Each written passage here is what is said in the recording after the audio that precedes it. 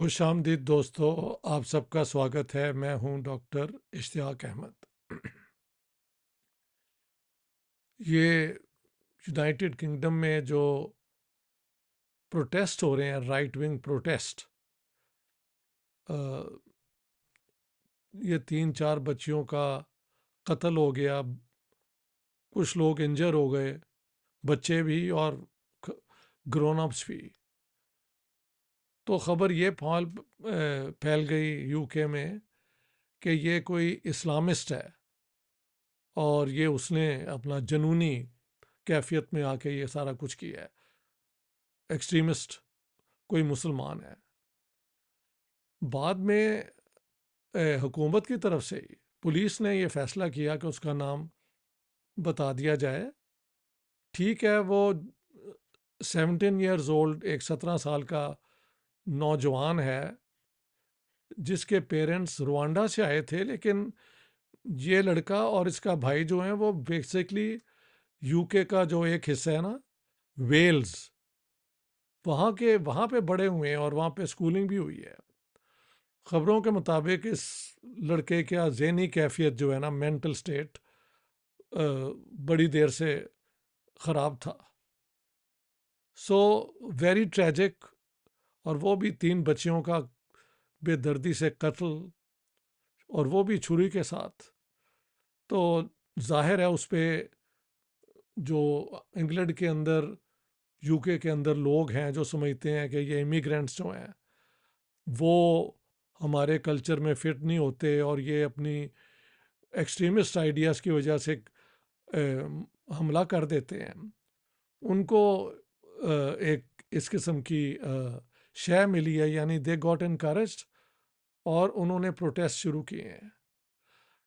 Fact ये है कि ये लड़का, मज़हब पता नहीं क्या होता है या नहीं होता, is a Christian, not a Muslim. He is of course a black African, there is no doubt. लेकिन वो मुसलमान नहीं है। लेकिन ये मुजाहरे जो हैं वो ज़्यादातर मस्जिदों के सामने और इस किस्म की चीज़ें हो रही हैं। अब यहाँ पे सवाल उठता है कि वो क्या चीज़ें हैं जो एकदम राइट विंग को इतना तैयार कर देती हैं। क्या ये मल्टीकल्चरलिज्म की नाकामी की निशानी है? इस पे मैं समझता हूँ सवाल करने की ज़रूरत है और समझने की ज़रूरत है। तो आज मैं मल्टीकल्चरलिज्म का जो आइडिया है, इसकी थोड़ी सी आपको थ्योरेटिकल और हिस्टोरिकल बैकग्राउंड देना चाहता हूँ। उसके बाद इस इंसिडेंट को आप याद रखें। अगली वीडियो में जो फिर 20वीं और 21वीं सदी में हो रहा है और मल्टीकल्चरलिज्म कहाँ फिट होती है, उसके क्या, उसका मकसद क्या था, उसके आइडियल क्या था और हकीकत क्या बनी, इसको समझने की ज़रूरत है।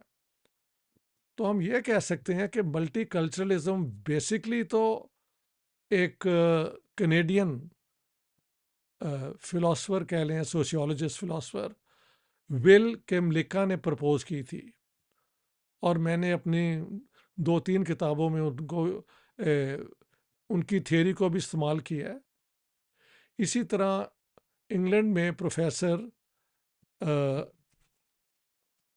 उनका नाम है जॉन रेक्स, उन्होंने भी यही आइडिया अपनी जगह पे दिया था। दोनों ने अलग अलग, दोनों की आर्ग्यूमेंट्स को मैं अगली दफ़ा पेश करूंगा। लेकिन क्या मल्टीकल्चरलिज्म का मतलब क्या है, इसको एज ए कॉन्सेप्ट समझने की क्या ज़रूरत है। एक कॉन्सेप्ट के तौर पे, यानी एक आइडिया के तौर पे, मल्टी कल्चरलिज्म का मतलब यह है कि कई कल्चर हैं। और अगर कई कल्चर हैं, कल्चर का क्या मतलब है कि आप किस तरीके से सोचते हैं, आपके स्पॉन्टेनियस एक्शंस कैसे होते हैं। हाँ जी, आप किस चीज़ को खाना पसंद करते हैं, किस चीज़ से गुरेज करते हैं। मुझे स्वीडन में रहते 50 साल हो गए हैं और मैं बेसिकली रिलीजियस नहीं हूँ, लेकिन अभी भी पोर्क खाना कोई मेरे शौक की वो नहीं है। तो यहाँ पे मेरी कंडीशनिंग आ जाती है। ये एक मैंने एग्जांपल अपना दे दिया ताकि यू आल्सो नो कि इंसान एक थ्योरेटिकल बात भी करता है, लेकिन एक प्रैक्टिकल अमल में फिर उसके ऊपर कुछ चीज़ें उसके अंदर इनबॉर्न होती हैं जो ना गलत होती हैं ना सही होती हैं, लेकिन उनको समझने की ज़रूरत है। तो मैंने ये आपको एग्जांपल दे दिया है। मल्टी कल्चरलिज्म यूरोप में तब आया जब यहाँ की ऑल वाइट सोसाइटीज़ में बाहर से लोग आने शुरू हुए। लेकिन अगर हम यूरोप को छोड़ दें और वेस्ट को छोड़ दें और हम सब कॉन्टिनेंट में आ जाएं, तो यहाँ पे अपने तौर की एक मल्टीकल्चरलिज्म बहुत पुरानी है। हिंदुज़म की जो भी कमज़ोरियाँ हैं, स्ट्रेंथ हैं, लेकिन एक बात तो माननी पड़ेगी कि जहाँ पे 300 मिलियन गॉड्स और गॉडेसेस हों, चाहे बाद में वो 3 या 5 या 1 बन जाते हैं, दैट्स ऑल राइट। लेकिन वहाँ पे मैंने देखा है खुद जाके भी लोगों के अपने अपने छोटे छोटे वो दरख्तों के पास और इधर उधर उन्होंने अपने बनाए होते हैं, मूर्तियाँ बनाई होती हैं और पूजा कर रहे होते हैं। तो इंडिया के मिजाज के अंदर ही कई किस्म की सोचों की पॉसिबिलिटी है। बताया जाता है कि जब पारसी आए ये ईरान से पनाह लेने के लिए इंडिया में, तो वहाँ के जो इंडियन किंग्स ने था कहा कि भाई देखो, यू आर वेलकम, आप भी यहाँ का हिस्सा बन जाएं। हाँ, हमारे मज़हब को आप अटैक ना करें, आप अपना जो है सोच उस पर चलते रहें। मैंने इंडिया में मल्टीकल्चरलिज्म के आज भी पुराने तरीके देखे। एक दफ़ा मैं चेन्नई गया 2009 में, तो जैसे मेरी आदत है जहाँ भी मैं जाता हूँ वहाँ पे अगर कोई पंजाबी हो ना, मेरी कोशिश होती है एक सिटिंग उनसे हो जाए। तो मैंने पता करवाया यार यहाँ पे कुछ हैं लोग, तो पता लगा कि वेस्ट पंजाब से गए हुए ख़ानदान 47 के, वो और उनकी औलाद अभी तक वहाँ पे है। और फिर उन्होंने मेरे साथ एक मीटिंग की, बहुत अच्छा डिनर भी हुआ। So it was a grand occasion for me. बाद में वहाँ पे एक साहब थे जो मुझे पंजाबी थे, कहा कि मैंने आपको अपने गुरुजी के पास लेके जाना है। तो शाम को हम गुरुजी के पास चले गए जो इत्तफाकन सिंधी निकले। तो जैसे मैंने एंटर किया तो वो उनके यानी गुरु थे, लेकिन गुरुओं के गुरु आगे चल के जो मुसलमानों के एक बहुत बड़े सूफी गिने गए हैं, अ, क्या नाम है उनका यार, गौसुल आज़म शेख अब्दुल कादर जिलानी, उनको उन्होंने अपने सबसे पहले गुरु नंबर 1 यानी पीर नंबर 1 माना। तो ये तो मॉडर्न इंडिया है। लेकिन यहाँ पे बुद्धिज़्म भी आया। ठीक है, जब बुद्धिज़्म स्टेट बन गया तो उसके साथ फिर झगड़ा भी हुआ और फिर वापस हिंदुज़्म आ गई, तो वो फीचर भी है, वो कभी बात करेंगे। लेकिन बेसिकली यहाँ पे ज़्यादा पॉसिबिलिटी थी कि आप अपना अपना मज़हब, अपना अपना सोच, अपना अपना तरीका इस्तेमाल कर सकें। और इसी सोच के मुताबिक मैं समझता हूँ जो मुसलमान भी यहाँ पे आए, औरंगज़ेब ने झगड़ा किया, इसको वायलेट किया, तो बाद में रिवोल्ट शुरू हो गई। हालांकि उसकी वजह और भी हैं, वो हम जानते हैं। लेकिन जहाँ जहाँ मुसलमान रूलर्स ने अपने साथ हिंदुओं के जो फाइटिंग फोर्सेस हैं उनको रखा, उनके पढ़े लिखे लोगों को साथ लिया, तो स्टेट चलाने के अंदर यानी अकबर का जो रेवेन्यू सिस्टम है ये राजा टोडरमल ने बनाया है, जो गालिबन सुना है पंजाब से थे। हाँ जी। तो हम समझते हैं कि हिंदुस्तान के अंदर ये बड़ी ट्रेडिशन है। मुसलमान रूलर भी आए, ये मैं एग्जांपल दोबारा देना मैं समझता हूँ ज़रूरी है कि मोहम्मद बिन कासिम ने जब सिंध को कॉन्कर कर लिया, तो अब प्रॉब्लम हो गया कि ये जो हिंदू और बुद्धिस्ट और जैन बहुत थे सिंध के अंदर, इनके साथ क्या सलूक किया जाए। तो फिर मोहम्मद बिन कासिम ने दमिश्क यानी डमेस्कस जो बनु उमैया, जहाँ पे मुसलमानों का दारुल हुकूमत था, वहाँ भेजा कि जी आप बताएं कि हम इनके साथ कैसा सलूक करें। तो वहाँ से जो रूलिंग आई वो ये थी कि ये भी अल्टीमेटली उसी खुदा को मानते हैं जिसको हम मानते हैं, तो आप हिंदुओं को और बाकियों को अपने मज़हब पे रहने दें। अगर वो प्रोटेक्शन टैक्स जजिया देते हैं तो let them be your subjects. इसकी बैकग्राउंड ये है कि कुरान के अंदर एक आयत है, the people of the book, जिसको कुरान रिकग्नाइज करता है। ज्यूज, क्रिश्चियंस और एक ग्रुप होता था सेबियंस। सेबियंस तो बिल्कुल गायब ही हो गए थे। फिर जब ये आईएसएस ने वहाँ पे इराक में और अरेबिया में ये अपना जुल्म शुरू किया तो पता लगा कुछ सेबियन अभी भी वो पहाड़ों पे रहते थे। Any how that's a side story. लेकिन क्रिश्चियंस और ज्यूज जो हैं वो मुसलमानों के दरमियान रहते रहे। ज़्यादातर उनके साथ टॉलरेंट सलूकी किया गया, क्योंकि कुरान कहता है। और जिम ये विल के मलिका की जो किताब है ना, मल्टी कल्चरलिज्म, ये अगली दफ़ा मैं आपको इसकी पिक्चर भी दिखाऊंगा। हाँ जी, आप चाहें तो उसको पढ़ भी लें। उसने कहा है कि ये जो है 20th सेंचुरी से पहले जो ऑटोमन एम्पायर बॉल्कन्स में थी और इधर थी, वहाँ पे वो मिल्लत सिस्टम अप्लाई करते थे। यानी क्रिश्चियंस क्रिश्चियंस में Greeks, Roman Catholics, Orthodox Christians, इनके होते थे चर्चेस। ज्यूज के अपने सिनागॉग्स होते थे, मुसलमानों के अपनी मस्जिदें, और ये सारा कुछ था।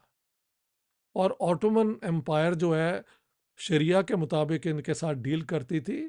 They lived in peace. ये विल किम लेखा ने लिखा है, जो मल्टी कल्चरलिज्म के सबसे बड़े माने गए हैं थ्योरिटिशियन। तो ये आप ज़रूर चेक कर लें, क्योंकि मैं समझता हूँ इंडिया की एक पुरानी ट्रेडिशन है, अरबों के अंदर भी ये ट्रेडिशन कायम रही। जब बुरा वक्त आता है तो हर जो है वो सोसाइटी जो है वो एक नैरो किस्म की तरफ जाती है। जब वो सोसाइटी कॉन्फिडेंट हो और अच्छी तरह फंक्शन कर रही हो तो वो ज़्यादा टॉलरेंट हो जाती है।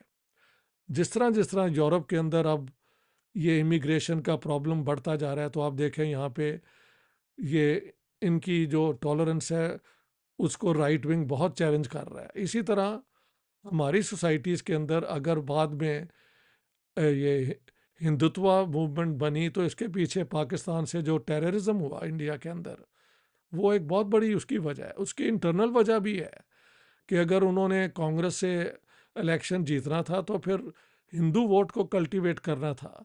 मैं एज अ पॉलिटिकल साइंटिस्ट बोल रहा हूँ, तो जो मेरे इंडियन दोस्त हैं ना, जो हिंदुत्व और मोदी जी के बहुत सपोर्टर हैं, उनको थोड़ी सी अकल इस्तेमाल करनी चाहिए कि मेरे एग्जाम्पल जो हैं वो साइंटिफिक कंपैरेटिव बेसिस पे हैं। कोई मैं अपनी तरफ से वैल्यू जजमेंट नहीं दे रहा। I am just giving you के सोसाइटीज़ में टॉलरेंस कैसे बढ़ती है और कैसे कम होती है। तो multiculturalism before the 20th century, बल्कि before the second world war, let me say before the second world war एक और चीज़ है, और सेकेंड वर्ल्ड वॉर के बाद जब इमिग्रेंट्स आने शुरू हुए तो वो हम अगली दफ़ा डिस्कस करेंगे। लेकिन जो पुरानी मल्टीकल्चरलिज्म थी, रोमन एम्पायर ने जब एक बहुत बड़ी एम्पायर बनाई तो उन्होंने भी जो थे सब्जेक्ट पीपल, उनके लिए कानून बनाए और उसके मुताबिक उनको ट्रीट भी किया। ठीक है, उसके अंदर स्लेवरी बहुत थी। Those things have to be taken into account. कोई पुरानी सोसाइटीज़ के अंदर स्लेवरी के बगैर नहीं था होता है। सब कॉन्टिनेंट के अंदर भी जो कास्ट सिस्टम है, basically you are born a slave by birth, practically speaking, जो दलित है। So I say it because I think I have to speak the truth. वो तो मॉडर्न इंडियन जो फाउंडर्स हैं उन्होंने इस चीज़ को ख़त्म करने के लिए बहुत अच्छी पॉलिसीज़ बनाई हैं और उसका रिजल्ट भी नज़र आ रहा है। लेकिन पहले एक सोसाइटीज़ यही था, बाय बर्थ अगर नहीं थे तो अगर आप स्लेव बन जाते हैं जंग में हारने के बाद, तो बात तो ये है कि आप आज़ाद नहीं है अपनी मर्जी के मुताबिक अपनी ज़िंदगी बसर करने की। आपको वही करना है जो आपको समाज कहता है या आपको स्टेट कहती है। लेकिन पुरानी मल्टीकल्चरलिज्म जो है वो इंडियन सब कॉन्टिनेंट में, हमारे यहाँ यानी इंडियन सब कॉन्टिनेंट में, अरब वर्ल्ड में, टर्किश एम्पायर जो थी ऑटोमन, उसके अंदर, रोमन एम्पायर के अंदर, ये ठीक ठाक थी। एक हद तक हम कैसे कहते हैं कि पुरानी टाइप की मल्टीकल्चरलिज्म ऑस्ट्रो हंगेरियन एम्पायर ने भी फॉलो की, क्योंकि माइनॉरिटीज़ को हर जगह परसिक्यूट नहीं किया गया, बल्कि उनको थोड़ी किसी ना किसी तरीके से अकोमोडेट किया। बल्कि मैंने तो देखा है कि ऑस्ट्रो हंगेरियन एम्पायर की तरफ से मुसलमान जंग में हिस्सा भी उन्होंने लिया। तो आज जब लोग हिस्टोरियन बैठ लिखते हैं ना हमारे यहाँ, ना उन्होंने कभी कंपैरेटिव कोई हिस्ट्री पढ़ी होती है, ना दुनिया का उनको कुछ इल्म होता है, तो बैठ के फजूल किस्म की वो क्या कहते हैं, थर्ड रेट लेवल की हिस्ट्री लिख देते हैं, जो वन साइडेड एक प्रोपागेंडा होता है फॉर दिस और दैट। तो मैं जो कहना चाहता था कि मल्टीकल्चरलिज्म का जो आइडिया आज ये जो राइट्स हुए हैं यूके के अंदर, उसको हम अगली दफ़ा समझेंगे कि what is multiculturalism in the modern sense, in the western way of understanding. और पुरानी मल्टीकल्चरलिज्म जो थी उसके अंदर डेमोक्रेसी नहीं थी। रूलर जो थे वो एक एम्परर हो सकता है, एक सुल्तान हो सकता है, एक किंग हो सकता है, एक राजा महाराजा हो सकता है। लेकिन मसलन हम देखते हैं कि ये जो है अपना राजस्थान के अंदर भी जो राजे थे उन्होंने मुसलमानों को भी अपने साथ रखा कमांडिंग पोजीशंस में, जैसे मुग़लों ने राजपूतों को साथ रखा। इसी तरह आप देखें शिवाजी के साथ भी मुसलमान थे, और जो मुग़ल आर्मी उनके साथ लड़ने गई उसके अंदर राजपूतों ने मुग़ल आर्मी का साथ भी दिया। तो आजकल जो लिखा जा रहा है वो इट इज़ नॉट क्या कहते हैं वेल रिसर्च्ड रिस्पॉन्सिबल हिस्ट्री, वो प्रोपोगेंडा के वर्शंस हैं, वो भी चलती रहती हैं दुनिया के अंदर। और यूट्यूब ने ये इंटरनेट ने और गूगल ने और इन चीज़ों ने, फेसबुक ने तो इतने लोगों को चांस दे दिया कि जो चाहें लिख दें बग़ैर एविडेंस के, बग़ैर किसी रिलायबल सोर्सेस के। मगर वो भी चलता रहता है। हमारा काम है सच की बात करना कि मल्टीकल्चरलिज्म वेस्ट में सेकेंड वर्ल्ड वॉर के बाद एक कॉन्सेप्ट आया है, लेकिन इससे पहले भी मल्टीकल्चरलिज्म होती थी। एक आप कह सकते हैं 20th century, 19th century, before the second world war, और उसके पीछे जो प्री मॉडर्न पीरियड है उसके अंदर भी, जहाँ पे सोसाइटीज़ में डेमोक्रेसी चाहे ना हो, इंडिविजुअल राइट्स को शायद ना माना जाए, लेकिन कम्युनल राइट्स को माना जाता था कि ये मुसलमान हैं, ये हिंदू हैं, ये सिख हैं, ये ईसाई हैं, और ये है रूलर। रूलर का काम है कि हर एक को साथ लेके चलना किसी ना किसी तरीके से, किसी एक पे जुल्म ना होने देना। इसके बरक्स वेस्ट के अंदर सेकेंड वर्ल्ड वॉर तक और कम से कम 19th सेंचुरी तक तो यहूदियों के साथ, और जो हमारे गए हुए जिप्सीज के, जिन्हें हम रोमा भी लोग कहते हैं, उनके साथ बहुत जुल्म हुआ है, क्योंकि वहाँ टॉलरेंस की बुनियाद ही नहीं थी। जॉन लॉक ने एक दफ़ा लिखी ऑन टॉलरेंस, एक उनकी किताब है, ऑन टॉलरेशन, ये उनकी किताब है, जिसमें उन्होंने कहा कि जॉन लॉक जो है he is from the 18th century, so आप अंदाज़ा लगा लें। ही राइट्स कि हमें इंग्लैंड के अंदर सिर्फ एंग्लिकन क्रिश्चियंस को पॉलिटिक्स में हिस्सा लेने की इजाज़त देनी चाहिए। जो कैथलिक यहाँ रहते हैं वो प्राइवेटली अपनी रिलीजन एंजॉय कर सकते हैं, और अगर कुछ मुसलमान हैं तो वो भी प्राइवेटली, लेकिन पब्लिक पॉलिटिक्स में हिस्सा लेने का सिर्फ हक एंग्लिकन क्रिश्चियंस, यानी जो द चर्च ऑफ इंग्लैंड में जो बिलीव करते हैं। तो दिस इज जॉन लॉक, जो कि वेस्टर्न पॉलिटिकल थियोरी में बहुत बड़े माने जाते हैं एज वन ऑफ द, वो क्या कहते हैं यार, जो है ना, कौन सी थियोरी है यार, I am getting so upset sometimes, ये जो मशहूर थियोरी है सोशल कॉन्ट्रैक्ट थियोरी। प्लीज़, मैं किसी और दगर पे था तो मैं ये थोड़ा सा बीच में आगे पीछे हो जाता है। Don't worry, my senses are all right, it just sometimes in the morning when I am a bit tired it gets like this. तो मैंने समझाना था कि मल्टी कल्चरलिज्म का जो अब हमने अगली दफ़ा डिस्कस करना है कि ये आइडियल क्या आया था विल किमलिका और जॉन रेक्स की तरफ से, लेकिन अमलन क्या इसके क्या फ़ायदे क्या हुए, इसका नुकसान भी क्या हुआ। तो this we will take up next time. लेकिन ये आइडिया पुराने तरीके से हमेशा से कहीं ना कहीं जहाँ जहाँ एम्पायर्स बनी है वहाँ पे रहा है। जालिम रूलर्स ने इसको एक्सेप्ट नहीं किया और उन्होंने फिर बहुत बड़ा कत्लेआम भी किया है, जेनोसाइड। लेकिन जो ज़्यादातर एम्पायर्स हैं वो मल्टी रिलीजियस, मल्टी रेशियल रही हैं और हर एक को कहीं ना कहीं अकोमोडेट किया गया है, और साथ साथ स्लेवरी भी चली है। औरतों के हक कोई ज़्यादा नहीं थे, बल्कि थे ही नहीं सोसाइटीज़ में।